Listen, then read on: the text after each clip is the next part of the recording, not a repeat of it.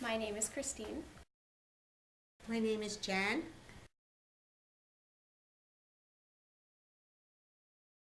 I grew up in Pennsauken, New Jersey. I grew up the oldest of two sisters in Trenton, New Jersey. Fairly typical. I have an older brother, a couple years older than me, and I have a younger sister who's 13 years younger than me. So you want to know how old I am?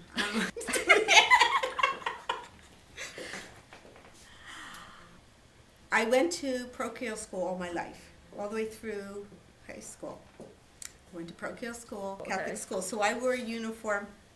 I was in a class of 55 to 60. Yes, we had 55 to 60 in our classes. 6 rows of 10. Girls in the front, no, boys in the front, girls in the back, because the boys were bad and the girls were good. That was grammar school, there was 60. High school, there was more like 30, 35. I went to college at Georgian Court University. College, I went to College of New Jersey, formerly known as Trenton State. Oh. I majored in early childhood education, preschool to 3rd grade. I majored in special education. And I got involved with special education when the school I was student teaching in had a position in a resource room. And they offered me the job even though they didn't know what resource room is.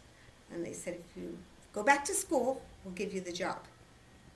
So back in 1973, when jobs were very scarce, you went back and you did whatever you could to get the job. So I took the job in resource room, figuring if I didn't like it, I could always get out. Actually, what it entailed was taking all the students that I had in kindergarten, well, because I student taught there, my cooperating teacher said to me, don't worry about those kids. They're going to special ed.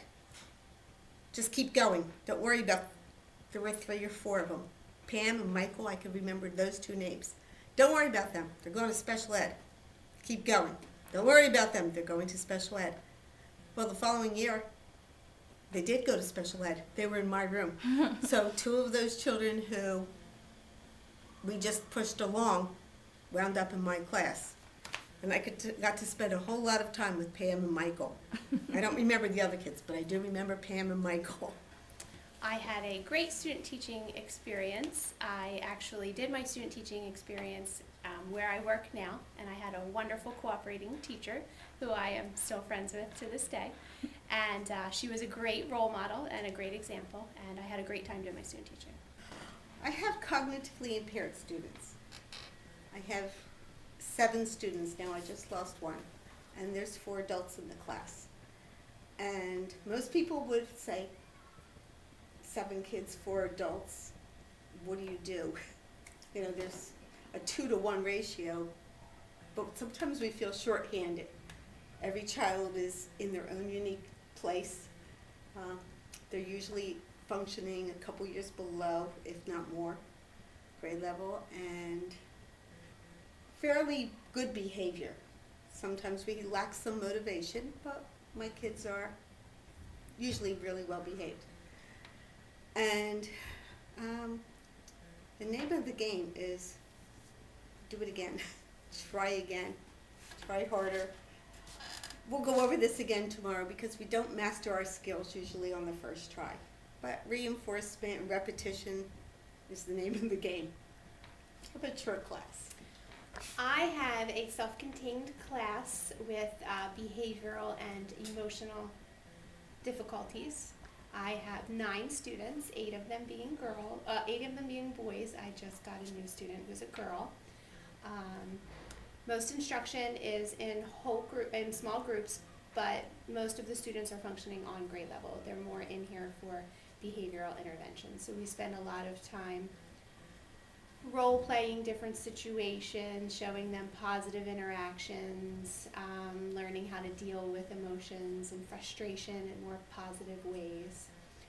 And then once my students learn those techniques and they can apply them, then they are usually mainstreamed into a general ed class to see if they can carry their interventions over. You know, I really don't find teaching the children the difficult part. The difficult part is all the extra things that we're responsible for now. Lesson planning, using the computer is supposed to be faster, but because my children are on one or not on one grade level, I'm doing 5 reading groups. So I'm lesson planning for 5 different textbooks in just reading alone. And in math, I'm doing 3 different textbooks. So the general planning for a week takes a lot more time than a general ed class. In the classroom, it's wonderful. The biggest thing is all the paperwork involved with it and the amount of time that is spent at home doing the work. And you would think after 25 years of teaching that I should have this down and it should be quick, but it seems to be taking longer. Lesson plans that I used to do that were 2 pages written now print out to be 9, 10 pages typed. Wow. What about you? I'd agree with that too, because you do have the aides in the classroom, so you're not only planning for yourself, you're planning Right, for you them. do. You're planning for them to do centers or activities that reinforce the skills, so it is 3 times the planning. I'd say another challenge, I don't know if it's the same for you as for me, but because my kids are mainstreamed more, to convince the general ed teachers that it's okay for my students to come into their class and that to accept them and welcome them and that they're smart children that just have some behavioral issues. Okay. I have 3 classroom aides. 2 of them, one has a degree in psychology. The second aide is on her way to a degree. She wants to be a special ed teacher. And the third aide is just a high school graduate, but they're all excellent. I refer to my classroom and my aides as we're the A team. They really work really well. They get their lesson plan. I do lesson plans for the whole group. They know what they're doing on Monday for the whole week. And we divide up, it's divide and conquer, and everybody helps everybody else out. It really is a really good working situation. I have 3 classroom aides also. One of my aides is currently going back to school to become a teacher, and the other 2 are taking part in a district professional development where they take classes and earn college credits. They are great. They come to school every day, try to have this is a new day attitude, let's start again. There's a lot of teamwork.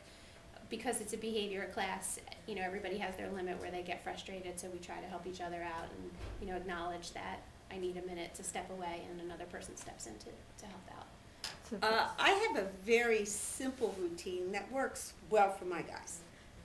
We have what we call tally marks or happy faces. When they do something good, they go put a happy face next to their name. And if they do something wrong, they get a tally mark. Tally marks accumulate sometimes. If they get 5, they might lose some recess time. Usually doesn't happen. At the end of the day, if there's no tally marks next to their name, they get a big G because I send home a behavior note every night.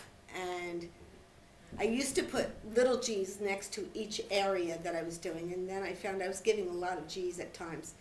And one day somebody was really good, and I said, "You earned a big G," and they just thought that was the best thing in the world. That the G, which took less time to write than 10 other little G's, meant more to them than G, G, G, G all the way down. So I said, "You earned a big G," So that's my behavior mod, real quick and easy.